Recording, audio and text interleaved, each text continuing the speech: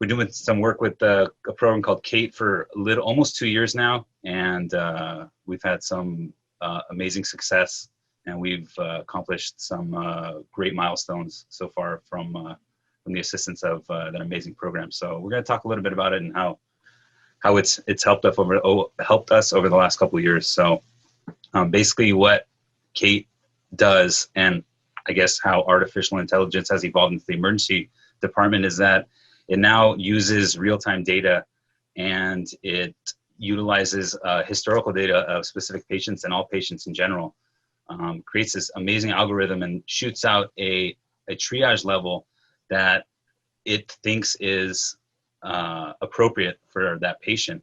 And it gets that because we as nurses do our job, assess, input our information in there, and it's basically going to tell us whether what we did was pretty accurate based on how the patient's presented in the histories, or if maybe there's some other areas we need to take a look at. Kate was introduced to us, like Victor said, about 2 years ago. And when it first came, I think it was a little bit confusing, like, what is it? We already know how to triage. But then when I had to face Kate, she taught me a lot, that I was missing some things. And it kind of got me to rethinking about how I triage. And so why that is important to me is I do have a fondness for the pediatric population, which we have a high volume of pediatrics here at White Memorial. And I think it helps so we don't keep that poor kid waiting too long. So as a new nurse, and especially new nurse into the ER, I say new, I've been doing this for less than 6 years. I've only been in the ER for just over 3. And, you all that stuff you learn in nursing school is still so fresh in your head for the most part, but there's a lot of stuff that you definitely forget over time. Connecting the dots, sometimes you get in this very monotonous robotic type state.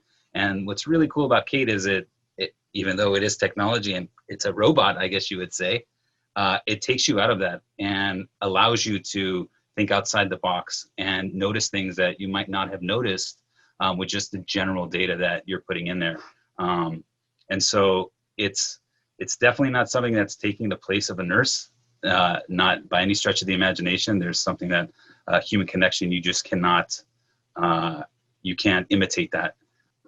And the coolest part for me about it is being one of the charge nurses here is that Kate will communicate in several different ways.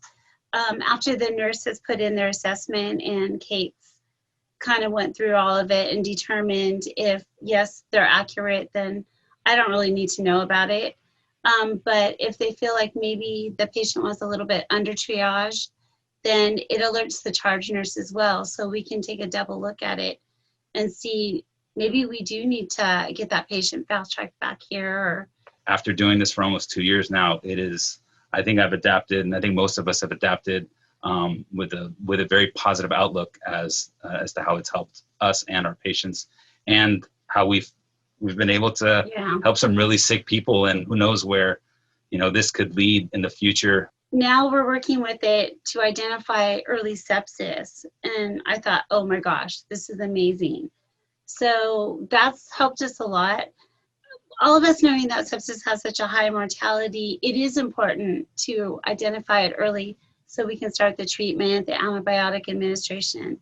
So just to think that we might be saving lives just, through artificial intelligence, and it prompts you to think too. So we've made a whole deal out of it. We have a new position, stat nurse. So when it comes across the screen as a sepsis alert, everybody, it's all hands on deck, sepsis alert, and that patient is just attended to quickly. So it's pretty impressive. I'm not gonna. I wish you guys could see it. I wish you guys could see it at work. So. And who knows what comes after we get sepsis all down? Who knows what?